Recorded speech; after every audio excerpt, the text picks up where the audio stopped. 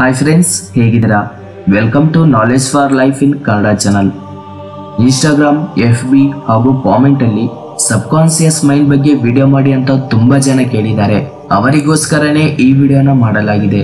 ನಿಮಗೂ ಕೂಡ ಯಾವ್ದಾದ್ರು ಟಾಪಿಕ್ ಬಗ್ಗೆ ತಿಳ್ಕೋಬೇಕು ಅಂತ ಅನಿಸಿದ್ರೆ ನನಗೆ ಕಾಮೆಂಟ್ ರೂಪದಲ್ಲಿ ತಿಳಿಸಿ. ಯಾವ ಕಾಮೆಂಟ್ಗೆ ಜಾಸ್ತಿ ಲೈಕ್ಸ್ ಬರ್ತಾವೋ ಆ ಟಾಪಿಕ್ ಮೇಲೆ ವಿಡಿಯೋ ಮಾಡಕ್ಕೆ ಪ್ರಯತ್ನಿಸ್ತೀನಿ. ಇನ್ನು ಟಾಪಿಕ್ ಅಲ್ಲಿ ಹೋಗೋಣ.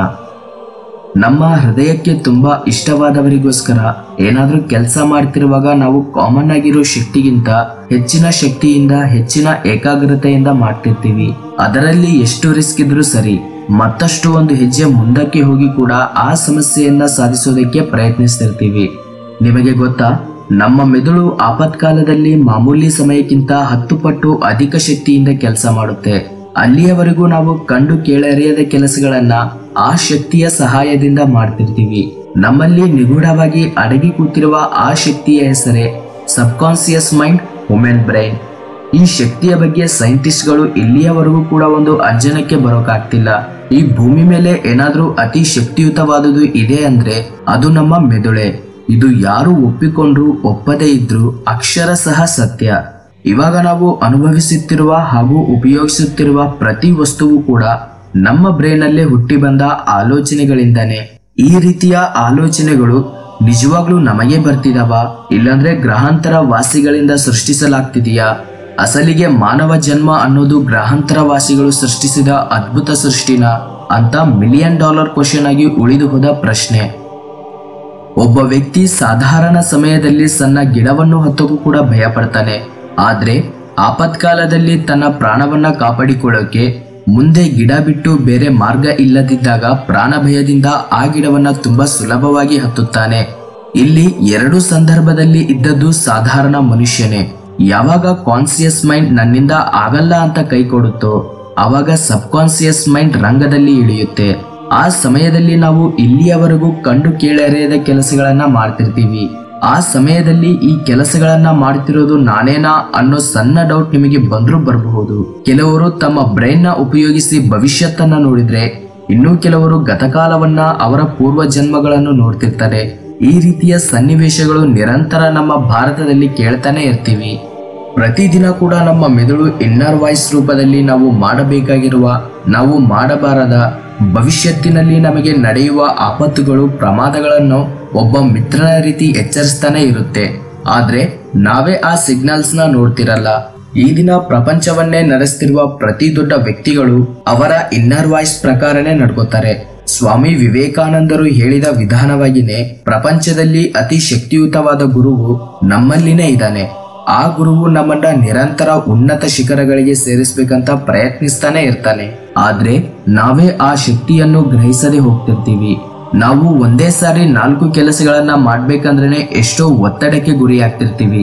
ಆದ್ರೆ ನಮ್ಮ ಸಬ್ಕಾನ್ಸಿಯಸ್ ಮೈಂಡ್ ಶರೀರದಲ್ಲಿರುವ ಒಂದೊಂದು ಕಣವನ್ನು ಕಂಟ್ರೋಲ್ ಮಾಡುತ್ತೆ. ಈ ರೀತಿಯ ಕಣಗಳು ಶರೀರದಲ್ಲಿ ಮಿಲಿಯನ್ ಗಟ್ಟಲೆ ಇರ್ತವೆ. ಅಷ್ಟು ಮಿಲಿಯನ್ ಕಣಗಳನ್ನ ಕಂಟ್ರೋಲ್ ಮಾಡುವ ನಮ್ಮ ಸಬ್ಕಾನ್ಸಿಯಸ್ ಮೈಂಡ್ ಎಷ್ಟು ಶಕ್ತಿವಂತವಾದದ್ದೋ ಒಂದು ಸಾರಿ ಊಹಿಸಿಕೊಳ್ಳಿ. ಸ್ವಾಮಿ ವಿವೇಕಾನಂದರು ಯಾವಾಗ್ಲೂ ಒಂದು ಮಾತನ್ನ ಹೇಳ್ತಾ ಇದ್ರು, ನಮ್ಮ ಬಗ್ಗೆ ನಮಗೆ ಗೊತ್ತಿರೋದು ತುಂಬಾ ಕಡಿಮೆ. ಪ್ರತಿ ಜ್ಞಾನವೂ ಕೂಡ ನಿನ್ನ ಹತ್ರನೇ ಇದೆ.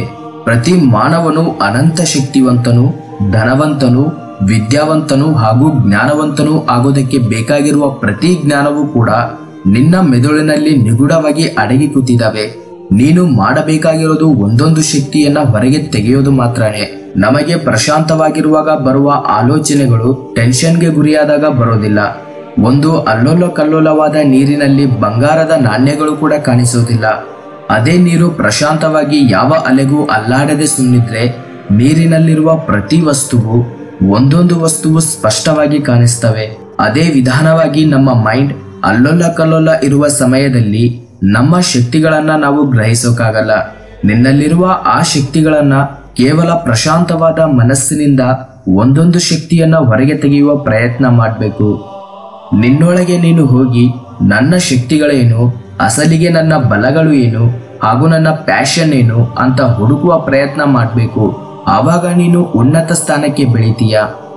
ಯಾವ ರೀತಿ ನೀರಿನ ಪ್ರವಾಹಕ್ಕೆ ಎದುರಾಗಿ ಹೋದ್ರೆ ನಿನ್ನ ವೇಗ ಕಡಿಮೆಯಾಗುತ್ತೋ ಅದೇ ವಿಧಾನವಾಗಿ ನಿನಗೆ ಇಷ್ಟವಿಲ್ಲದ ಕೆಲಸ ಮಾಡೋದ್ರಿಂದ, ನಿನಗೆ ಪಟ್ಟುತನ ಇಲ್ಲದ ಕೆಲಸ ಮಾಡೋದ್ರಿಂದ ನಿನಗೆ ಜ್ಞಾನವಿಲ್ಲದ ಕೆಲಸ ಮಾಡೋದ್ರಿಂದ ನೀನು ಯಾವಾಗಲೂ ಹಿಂದೆನೇ ಇರ್ತೀಯ ಹೊರತು ನಿನ್ನ ಜೀವನದಲ್ಲಿ ಯಾವ ರೀತಿಯ ಬದಲಾವಣೆಯೂ ಇರುವುದಿಲ್ಲ. ಯಾವ ರೀತಿ ಒಂದು ಮೆಟಲ್ಗೆ ಅಯಸ್ಕಾಂತದ ಶಕ್ತಿಯನ್ನು ಕೊಡೋದ್ರಿಂದ ಆ ಮೆಟಲ್ ತನಗಿಂತ 10 ಪಟ್ಟು ಜಾಸ್ತಿ ತೂಕವನ್ನ ಮೇಲೆ ಎತ್ತುತ್ತೋ, ಹಾಗೇನೆ ಒಬ್ಬ ಸಾಧಾರಣ ವ್ಯಕ್ತಿ ಯಾವ ಕೆಲಸ ಮಾಡಿದ್ರೂ ಭಯದಿಂದ, ಅನೇಕ ಸಂದೇಹಗಳಿಂದ ಮಾಡುವ ಕೆಲಸದಲ್ಲಿ ನಾನು ಫೇಲ್ ಆಗ್ತೀನೇನೋ, ನನ್ನ ಹಣವೆಲ್ಲ ವೃಧಾ ಆಗುತ್ತೇನೋ, ನಾನು ಪ್ರತಿ ವಿಷಯದಲ್ಲಿ ಫೇಲ್ ಆಗ್ತಿದ್ದೀನಿ, ನನ್ನ ಜೀವನ ಇಷ್ಟೇ ಅಂತ ತಮ್ಮನ್ನ ತಾವು ಅಂಧಕಾರದಲ್ಲಿ ತಳ್ಳಿ ಬಿಡ್ತಾರೋ, ಅದೇ ಮ್ಯಾಗ್ನಿಫೈ ಮೈಂಡ್ ಅವರು ನಾನು ಸಾಯೋ ಮೊದಲು ಏನಾದ್ರೂ ಸಾಧಿಸಿಯೇ ಸಾಯ್ಬೇಕು, ಎಂತಹ ಪರಿಸ್ಥಿತಿಯಲ್ಲೂ ಈ ನನ್ನ ಜನ್ಮ ವೃಧಾ ಆಗ್ಬಾರ್ದು, ಬೇರೆಯವರಿಗೆ ಸಾಧ್ಯ ಆಗುತ್ತಂದ್ರೆ ನನಗ್ಯಾಕೆ ಸಾಧ್ಯ ಆಗೋದಿಲ್ಲ, ನಾನು ಫೇಲ್ ಆಗ್ತಿದ್ದೀನಿ ಅಂದ್ರೆ ಇನ್ನೂ ಕಲಿಯೋದು ಸ್ವಲ್ಪ ಮಿಗಿಲಿರುತ್ತೆ ಅಂತ ಪಾಸಿಟಿವ್ ಪರ್ಸ್ಪೆಕ್ಟಿವ್ ನಿಂದ ಕಾನ್ಫಿಡೆನ್ಸ್ ಆಗಿ ಮುಂದೆ ಹೆಜ್ಜೆ ಹಾಕ್ತಿರ್ತಾರೆ. ಈ ರೀತಿ ಅವರು ತಮ್ಮ ಪಕ್ಕದಲ್ಲಿರೋರ್ನ ಕೂಡ ಇನ್ಸ್ಪೈರ್ ಮಾಡ್ತಾ ಆಪತ್ಕಾಲದಲ್ಲಿ ಸಲಹೆಗಳನ್ನ ಕೊಡ್ತಾ ಇರ್ತಾರೆ.